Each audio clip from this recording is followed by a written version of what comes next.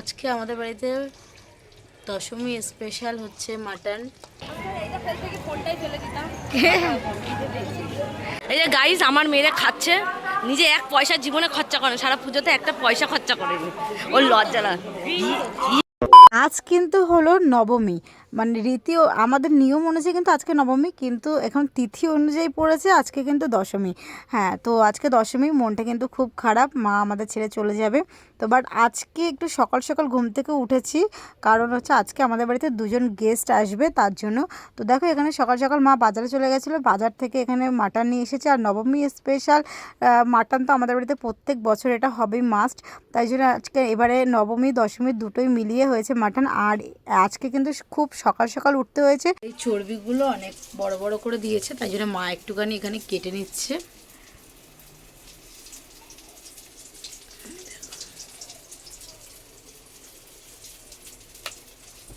এগুলো তো ওজনের পরে দিয়েছে, কোথা থেকে নিয়ে এসছে? যেখান থেকে আনি।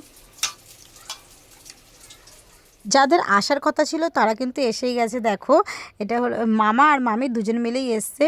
তো এনারা হলো মানে আমাদের অনেক দিনের এনাদের সঙ্গে পরিচয়, বাট হচ্ছে এনারা এখানে থাকে না, এনারা হচ্ছে পুরীতে থাকে। তো এখানে এসছে পুজোর জন্য, তাই জন্য আমাদের বাড়িতে এসেছে। তো অনেকবার করে আসতে বলি আর আসে না, কিন্তু এইবার এসেছে এই প্রথম। বাট খুব ভালো লাগছে, আর ওনারা কিন্তু ভীষণ ভালো মানুষ। তো দেখো এসেছে, প্রথমে এখানে দেওয়া হলো ফুটি, তারপরে এখানে মা লেবু চা করে দিয়েছে, যেহেতু লেবু চা খেতে একটু ভালোবাসে, তো চা খাবে বললো, তাই জন্য মা এখানে লেবু চা বানিয়ে দিয়েছে।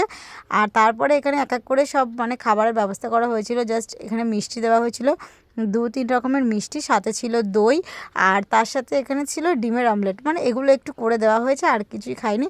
তো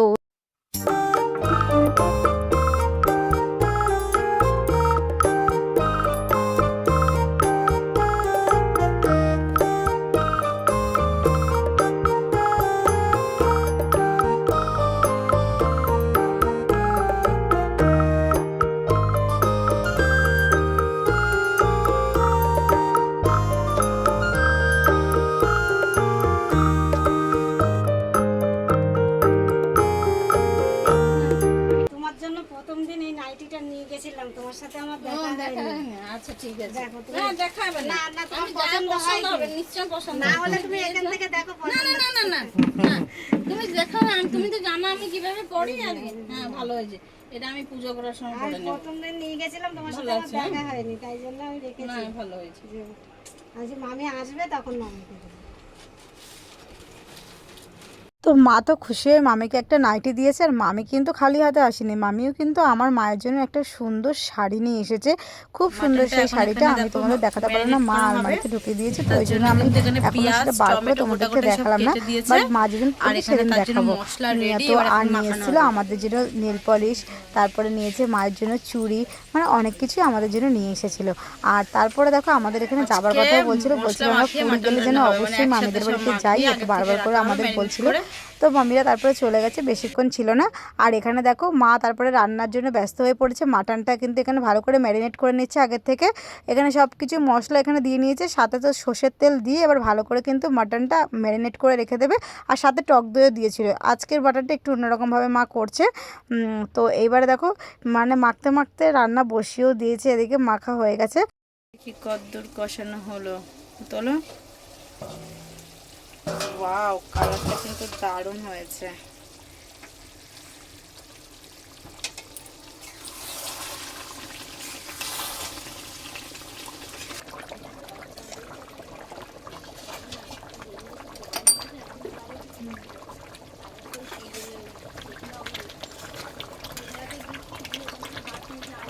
আজকে দুপুরের লাঞ্চে কী কী ছিল চলো তোমাদেরকে একটু দেখাই। প্রথমেই তো রয়েছে সাদা ভাত, তারপরে এখানে রয়েছে মসুরির ডাল, পেঁয়াজ ফোড়ন দিয়ে, ডালটা কিন্তু খুব ভালো হয়েছে।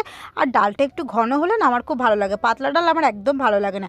তার সাথে ছিল বেগুন ভাজা, সাথে ছিল বরবটি আলু ভাজা, আর এখানে ছিল ঝিঙে আলু দিয়ে পাতলা করে রুই মাছের ঝোল। এই মাছের ঝোলটা করা হয়েছে স্পেশালি আমার ঠাম্মার জন্য, কারণ আমার ঠাম্মা তো মাংস খায় না, তার জন্য আমার ঠাম্মার জন্য আলাদা করে মাছ রান্না করা হয়েছে। আর এদিকে দেখো আজকের মেনু শো স্টপার মাটন কষা, লাল লাল ঝোল। Hello guys, welcome back to my channel. আজকে হলো দশমী। তো দশমী তো দেখো আজকে দশমী, কিন্তু আজকে আমাদের এখানে কোনো ঠাকুরই ভাসান হয়নি। তিথি অনুযায়ী তো আজকে হ্যাঁ। দশমী, আমরা মানছি নবমী। ওরা ভুলভাল বকছে। আচ্ছা, আমার বোন ঠিকটা বলে দিল। তো আজকে আমরা বাড়ির ফ্যামিলি সবাই মিলে যাচ্ছি ঠাকুর দেখতে। পিসি, আমি, মা, দিদা সবাইকে নিয়ে একসঙ্গে ঠাকুর দেখতে যাচ্ছি। এতদিন আমরা ঘুরেছি আর আজকে ফ্যামিলি মিলে যাচ্ছি, বেশ মজা হবে। তো চলো, পাড়ার যে কটা ঠাকুর আছে সেইগুলোই দেখবো। আর আজকে দেখো আমি একটা এইরকম কুর্তি পরে নিয়েছি। তো চলো, পুরো ভিডিওটা তোমরা দেখতে থাকো। আর সবার শ্বাসটা একটু তোমরা দেখিয়ে দিই এক এক করে। আসো মা একটু। এই দেখো, এই যে আমার মা এই শাড়িটা পরেছে। এই যে আমার মায়ের সাজ। পিসে আসো।